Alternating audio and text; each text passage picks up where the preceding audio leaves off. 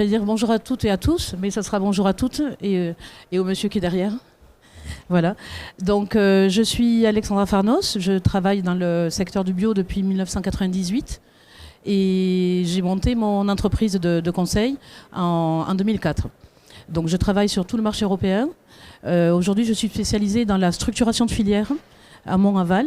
Donc producteur vers consommateur et producteur vers client et client vers producteur, et aussi dans tout ce qui est audit et certification de producteurs, mais de certification plutôt dans l'aspect social et environnemental. Voilà, donc je suis accompagnée par Manon Reggiani. Bonjour, donc moi je travaille pour la coopérative Univers qui est située à Saint-Gilles, pas loin de Nîmes et Arles dans le Gard. Voilà, une coopérative de producteurs engagés en bioéquitable en France. Alors le sujet aujourd'hui, en fait, il s'est un petit peu nourri des rencontres que j'ai pu faire depuis hier que je suis sur le salon. Moi, ce qui m'intéressait, c'était de voir un petit peu au niveau des labels et des certifications, savoir un petit peu ce que c'était. Parce qu'on parle de labels de certification, des fois c'est un petit peu flou au niveau des définitions. Et puis surtout, les producteurs ont énormément de labels de certification, les clients demandent aussi des labels de certification, et je voulais voir si on était en adéquation entre les deux. Il faudrait peut-être que je bouge aussi ça. Voilà, donc ça c'est moi dans un verger. Voilà. Là, c'était Nordine qui a dû partir, donc c'est Manon qui le remplace. Donc voilà le thème, comment la production s'adapte à ses demandes. Alors, j'ai eu un petit peu de difficultés quand j'ai commencé... Non, ça c'est pas moi. Quand j'ai commencé à travailler sur le thème, c'était déjà dans la définition des labels et des certifications. Parce qu'en fait, on appelle des fois des labels ce qui sont des certifications ce qui sont des labels. Donc, en fait, les deux, que ce soit label et certification, ça permet d'assurer aux clients que le produit, la prestation, le procédé ou le système qui leur est fourni, présente des caractéristiques conformes à un référentiel. C'est en fait un moyen, quoi qu'il en soit, de rassurer les clients sur leurs achats en fruits et légumes. Voilà. Ça y est. Donc voilà, quand j'ai commencé, tout d'un coup, on s'est retrouvé avec tous ces labels. Du coup, c'est reparti. La technologie ne fonctionne pas aujourd'hui. Oh, c'est pas grave, on va passer après. Voilà.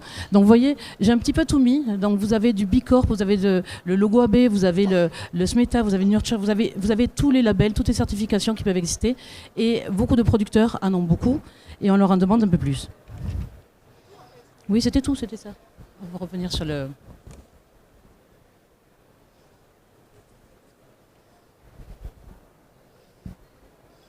Bon, la prochaine fois, je me contenterai d'un PowerPoint tout simple. J'essaierai pas de faire des... Voilà. Donc ça, c'est ce que je vous ai dit. Voilà. Donc un label. Voilà. Le label est un label...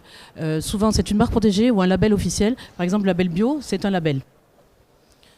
Voilà. Donc vous avez le label bio. Vous avez aussi le label européen, l'Eurofeuille, que tout le monde reconnaît aujourd'hui. Voilà, donc les labels de qualité dans l'alimentation aussi garantissent la provenance d'un produit alimentaire. Et ah oui, une chose importante, c'est qu'il y a des labels qui sont reconnus au niveau européen et des labels qui ne sont reconnus qu'en France.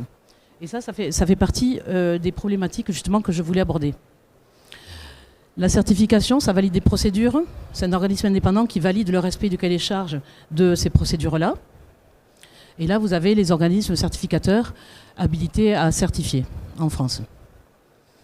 Donc la partie, voilà, quels sont les labels et certifications? Alors je vais vraiment regrouper labels et certifications, je ne ferai pas le différentiel entre label ou certification, parce que souvent, quand je suis allée voir un petit peu les pages internet des opérateurs, certains moments, on parlait de label, on parlait de certification. Donc on va mettre tout ça sous le même label.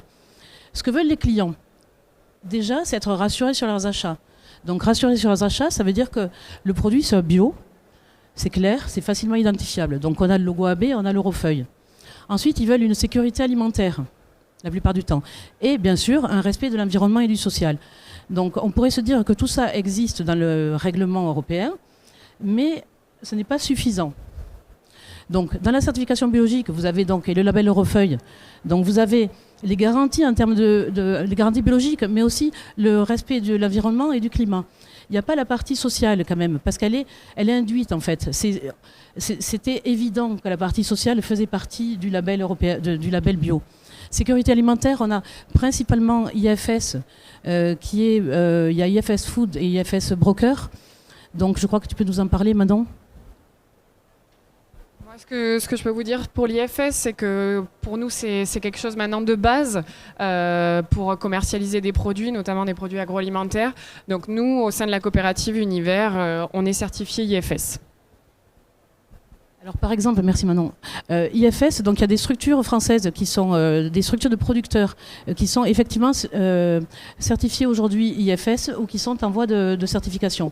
Si je prends l'exemple de l'Espagne ou de l'Italie, c'est quasiment toutes les structures de producteurs qui sont IFS et Global Gap. Donc en France, on y vient. Là, j'ai discuté avec pas mal de gens. Alors je parle de producteurs bio ou de groupements de producteurs bio. Je ne parle pas de structures conventionnelles qui font du bio, où là, effectivement, depuis longtemps, ils ont cette certification. Donc en bio, on y vient, et c'est quelque chose qui est très demandé par à la fois la grande distribution, mais pas que, qui est demandé aussi par beaucoup de clients et de transformateurs. Et puis après, on a la partie sociale environnementale, où là, on a un peu de tout, et un peu de tout qui n'est pas forcément reconnu. On a... J'ai pas tout mis, on a PME+, on a B Corp, on a Biocohérence pour la France, on a Fair for Life, on a HVE, on a tout un tas de choses. Et en France, on a aussi beaucoup de labels, de certifications sur la partie sociale et environnementale, mais qui ne sont absolument pas reconnus à l'étranger. Ce qui fait qu'un producteur qui va avoir cette certification, en fait, ça ne va pas lui servir pour vendre en Allemagne. Parce que les Allemands vont vouloir peut-être du Naturland. Donc ils vont leur demander de se certifier à Naturland. Naturland a développé un Naturland Fair pour toute la partie sociale environnementale. Donc de là, on accumule un petit peu tout ça. Et par exemple, maintenant tu peux nous dire la certification que vous avez. Oui, donc nous on est bioéquitable en France, mais aussi on est Naturland, puisque effectivement on commercialise certains de nos fruits et légumes frais auprès de l'Allemagne, et donc qui nous demandent cette certification-là. Mais aujourd'hui on a choisi, pour nos partenaires bio en France, le bioéquitable en France, qui nous paraît être un label clair et attendu par rapport à ce que recherchent les consommateurs. Voilà, donc il y a la partie... Donc ça, c'est ce que veulent les clients. Je vais vous prendre un exemple. Je travaille beaucoup avec l'étranger. Donc je travaille avec des clients du nord de l'Europe qui voudraient, dans leurs achats, ils achètent en Italie, ils achètent en France, ils achètent en Espagne. Et il n'y a pas... on a développé une certification sociale en Espagne, il y a des certifications en Italie, il y a le Naturland aussi pour l'Allemagne, et donc ils voudraient avoir quelque chose de global, c'est-à-dire que quand ils achètent un producteur, on a, comme les Naturland, mais il y a très peu de producteurs Naturland certifiés Naturland en France comparé à des producteurs en Espagne ou en Italie, et ils voudraient que ce soit quelque chose reconnaissable au niveau européen. Et c'est vrai que cette pléthore de certifications qu'on a et de labels sur le social et l'environnement français, ça reste franco-français. Et il n'y a pas cette démarche pour aller aussi vers des clients étrangers. Et donc, ce que m'ont dit après des clients, c'est ça, c'est un petit peu trop de labels. Il n'y a pas de label commun au bio en ce qui concerne cette partie sociale et environnementale. Donc, on s'y retrouve, mais c'est compliqué. Donc là, du côté des producteurs, alors, que font les producteurs ? Les producteurs, ce qu'ils veulent, c'est la reconnaissance de leur travail et de leur pratique, en tant que producteurs et en tant que de coopérative aussi. C'est cette reconnaissance. Et ils veulent rassurer les clients. Alors, je suis désolée pour l'anglicisme B2B, B2C, mais ils veulent rassurer leurs clients. Donc, clients premiers, leurs partenaires, mais aussi arriver à rassurer le client final, celui qui va acheter dans les magasins. Mais est-ce que cette information, elle arrive aux clients des magasins ? Pas toujours. Pas toujours. Non, oui, c'est vrai que nous, si je parle par rapport au bioéquitable en France, hein, le premier aspect qui ressort de cette certification-là, c'est la juste rémunération du producteur. Et ça, nos partenaires bio, j'emploie ce terme, hein, partenaire bio pour pas dire client, je préfère partenaire bio. Ils savent le relayer auprès de leurs clients, ce fait qu'il y a une chaîne qui valorise le producteur à juste titre et que les magasins s'emploient à respecter auprès de leur consommateur final. Par contre, c'est vrai que dans le bioéquitable en France, il y a tout un volet préservation de l'environnement et de la biodiversité qui, à mon sens, ne va pas jusqu'au client final. Et c'est bien dommage parce que c'est vrai que c'est beaucoup d'engagement, beaucoup de mise en place au quotidien de la part de nos producteurs. Et c'est pas toujours valorisé et perçu à sa juste valeur. Voilà. D'accord. Donc, bien sûr, les producteurs. Alors, on fait le distinguo entre les producteurs, donc les producteurs indépendants, et les producteurs après qui sont dans des coopératives ou dans des associations de producteurs.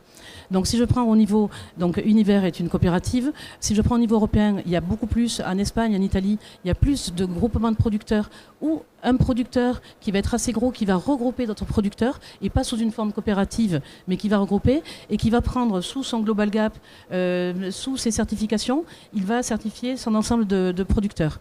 Mais il y a quand même un coût. Et plus on va multiplier les certifications, les labels, plus ça va coûter cher parce que ça coûte le prix de la certification, ça coûte du personnel parce qu'il faut du personnel formé et attribué, du temps passé. Et il faut se mettre aux normes, il faut faire des formations, il faut faire des audits. Et une chose que m'a justement commenté quelqu'un aujourd'hui, une entreprise aujourd'hui, c'est que en dépit de toutes ces certifications, tous ces labels qui sont demandés par les clients et qui à la base devaient être des choses pour permettre justement une fluidité et éviter le trop plein d'audits. Donc par exemple, quand vous avez IFS, quand vous avez Global Gap, quand vous avez une certification sociale, normalement, vos clients doivent venir vous voir avec une sécurité sans être obligés de vous redemander la traçabilité, l'audit, est-ce que vous le faites bien, parce que vous êtes déjà audité là-dessus. Mais dans les faits, non, ça ne se passe pas toujours comme ça. On vous redemande quand même des audits derrière. Donc ce qui fait se poser des questions aux producteurs, de dire, mais d'accord, moi je fais tout ça, ça a un coût, ça me coûte cher, je mets du personnel, et puis il faut encore que je mette du personnel pour faire des audits, sur audit. Et ça coûte. Et ce coût n'est pas répercuté sur le prix, ça c'est clair. Il n'y a jamais personne qui va dire à un producteur, écoute, fais cette certification parce que tu vas voir, moi je te payerai 20 centimes plus cher. Ça ne marche pas. Déméter, éventuellement, on va payer un petit peu plus cher parce qu'on sait que Déméter, il y a un prix que doit payer le producteur à Déméter, mais ce sera de l'ordre de 10-20 centimes, mais ce ne sera pas plus. Donc tout ça, c'est un coût supporté par le producteur. Et moi, ce qui me désole un peu, et on en parle avec Manon, c'est que si c'était un coût supporté par le producteur, mais que ça permette d'informer, que ça permette que les clients sachent où acheter et qu'ils puissent valoriser ce produit, ce serait bien. Mais dans les cas, ce n'est pas toujours ça. Donc voilà, on a une multiplication de labels de certification. Je vous l'ai montré tout à l'heure sur la vidéo YouTube. Quand j'ai commencé à regarder, je me suis aperçu qu'il y avait des certifications pour les opérateurs bio qui étaient aussi des certifications du conventionnel, mais qui allaient aussi pour le bio. Il n'y a pas un label de certification aussi identifiable que l'Eurofeuille. Si on avait au niveau de l'Eurofeuille un Eurofeuille social, un Eurofeuille environnemental, avec des critères de qualité, de façon à ce que tout le monde ne peut pas être producteur bio et tout le monde ne pourra pas avoir la certification, on va dire, Eurofeuille sociale, Eurofeuille environnementale. Parce qu'il y aura des critères à respecter en termes de gestion sociale, en termes de gestion environnementale, en termes de gestion de l'eau. Donc tout le monde ne pourra pas l'avoir. Mais justement, ça permettra, plutôt que de niveler par le bas au niveau d'un règlement, c'est de partir du haut et de faire monter les producteurs en compétences. Donc, risque de confusion pour les clients B2C, ça c'est mon cheval de bataille, c'est le local. Je travaille dans le bio et chaque fois on me dit oui, mais le bio c'est bien, mais enfin, moi mon producteur il est local, il est bio. Cette confusion de bio et de local, il y a déjà cette confusion et puis il y a cette acceptation, j'entends, cette acceptation de la part des opérateurs, des distributeurs, de dire oui, bon, ben, on va aller vers le local. Mais on ne pourra pas manger que du local bio et le local. On disait que maintenant, Univers est une coopérative qui est dans le Gard. Donc ils produisent localement. Ils ne font pas de l'importation, ils produisent localement. Mais ils ont quand même des clients en Allemagne, ils ont des clients dans le nord de la France. Donc finalement, un client du nord de la France dirait, ben non, moi je ne peux pas acheter à une coopérative qui pourtant a les certifications, a tout ce que j'attends, parce que ce n'est pas local.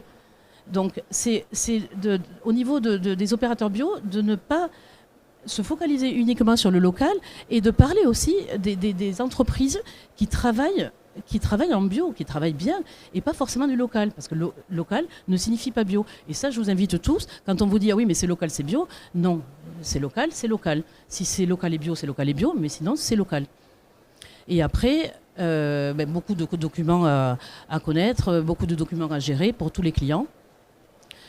Donc il y avait une phrase qui me plaisait bien, c'était de dire, en fait, c'est avoir la connaissance avant la reconnaissance. C'est-à-dire que si déjà on avait la connaissance, si les clients, s'il y avait un moyen plus simple d'informer les clients consommateurs de ce qu'est le bio, vraiment. Je veux dire, on a des gens qui sont super doués pour faire des dessins, des choses comme ça, de présenter, mais il y aurait de présenter. L'agence bio a fait un bon travail dernièrement, parce qu'il y a cette crise dans le bio. Mais c'est vraiment de dire, voilà, le règlement européen et ses principes, il y a des choses. Pourquoi est-ce qu'on rajoute encore d'autres choses? Si on doit rajouter quelque chose, que ce soit pour tout le monde, et tout le monde pareil, et pas des labels plus ou moins connus, des labels plus ou moins valorisés.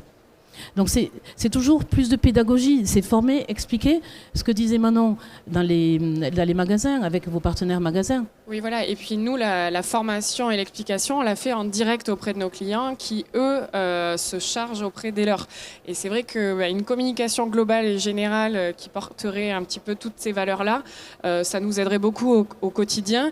Et on saurait expliquer nos prix, notre façon de produire, ce qui rend nos produits finis à tel niveau. Voilà. Et puis le consommateur serait fier d'acheter une qualité et un produit qui a été bien préparé dans les conditions de l'art, quoi. Parce que je pense qu'au consommateur final, parce que finalement c'est le consommateur final qui achète, hein, c'est pas les clients intermédiaires, c'est pas les distributeurs, ça sera le consommateur final. Et le consommateur final, si on veut le rassurer, si on veut lui assurer qu'il achète un bon produit bio, on a les moyens de le dire, on a tous ces moyens-là, mais il ne faut pas le noyer avec tout un tas d'informations qui ne va pas prendre le temps d'intégrer, qui l'intéresse pas forcément. Et je reprends encore mon exemple. Quand on dit local, le producteur il dit local, ça y est, local je sais ce que c'est mon voisin, c'est mon petit producteur d'à côté. Mais il faut que le client, quand on dit bio, qu'il sache ce qu'il y a derrière le bio. Et pas qu'il dise oui, bio enfin. On dit bio, mais qu'est-ce qu'il y a dans le bio? Non, le bio, il y a un règlement bio, il y a des contrôles bio, il y a tout ça. Mais si on multiplie pour moi, si on a parlé avec pas mal d'opérateurs, si on multiplie les labels et tout ça, ça veut dire qu'en fait, je reprends l'expression de Coluche, on va laver plus blanc que blanc. Ça veut dire que ce qui est en place, finalement, c'est pas suffisant. Mais si c'est pas suffisant, alors, est-ce que je peux être sûr de ce que j'ai? Parce que si on me met quelque chose en plus, c'est que ça allait pas. Parce que la partie, alors je sais, la partie sociale sur le règlement, sur la réglementation européenne, elle était induite. Bien sûr qu'on n'a pas pensé, quand le règlement s'est fait, personne n'a dit, tiens, on va maltraiter les employés. Parce qu'il n'y a pas de raison. Il n'y a pas de raison. Et là, mais aujourd'hui, c'est nécessaire de mettre un pas en plus sur la partie sociale. L'environnement, le nouveau règlement parle de biodiversité. Peut-être que ça ne va pas assez loin. Mais pourquoi ça ne va pas assez loin? Parce que peut-être les opérateurs du bio, on n'est pas allé assez loin au niveau européen en disant, voilà ce qu'il faut rajouter. Voilà ce qu'il faut mettre. Qu'est-ce que veulent les clients? Qu'est-ce qu'ils veulent les consommateurs pour consommer bio? Ils veulent être rassurés comment? Allons-y, mettons plus de choses dans le règlement. Si on met plus de choses dans le règlement, on aura moins de labels de certification à faire, moins de coûts, moins d'allers-retours, moins de frais. Parce que tous ces frais qu'on met pour les producteurs, c'est pas les clients qui les payent, les certifications. Il y a très peu de clients. J'ai fait une petite enquête au niveau des clients. Certains payent les certifications à certains producteurs, mais dans l'ensemble, non, ce sont les producteurs qui payent. Donc voilà, pour moi, c'est pas trop juste parce qu'à la fin, c'est toujours le producteur qui doit subir en fait des choses qu'on n'a pas appréhendées en avant. Donc voilà, donc en conclusion, c'était vraiment peut-être avoir des tables rondes, de savoir un peu ce qui est nécessaire pour eux. IFS, on l'a vu, IFS c'est un fondamental. IFS, toutes les stations doivent avoir IFS, ça c'est ce qui va rassurer. Maintenant, dans toute la partie sociale, environnementale, qu'est-ce qui est important? Qu'est-ce qui vaut le coup? Qu'est-ce qui peut être valide pour la France, pour l'Espagne, pour l'Italie, pour l'Allemagne, pour vendre en Angleterre, pour vendre de partout? Qu'est-ce qui peut aider le producteur? Et donc transmettre cette information au producteur et après voilà avoir un label, une certification, ce qu'on veut. Moi je dirais un Eurofeuille parce que l'Eurofeuille ça parle. C'est avoir une Eurofeuille sociale environnementale qui soit accolée à la réglementation bio. La réglementation on ne va pas la rechanger, elle vient de changer donc on ne rechangera pas, mais on peut mettre un avenant là-dessus sur la partie sociale, la partie environnementale. Donc je ne ferai pas ça toute seule. Hein. Donc si des gens m'entendent et qui veulent participer au projet pour qu'on porte ce projet, c'est quelque chose qui me tient à cœur. Et voilà, et ça c'est moi qui arrose la planète, parce qu'on manque d'eau. Voilà. Je vous remercie de votre attention et on est ouverte aux questions. Si vous avez des questions.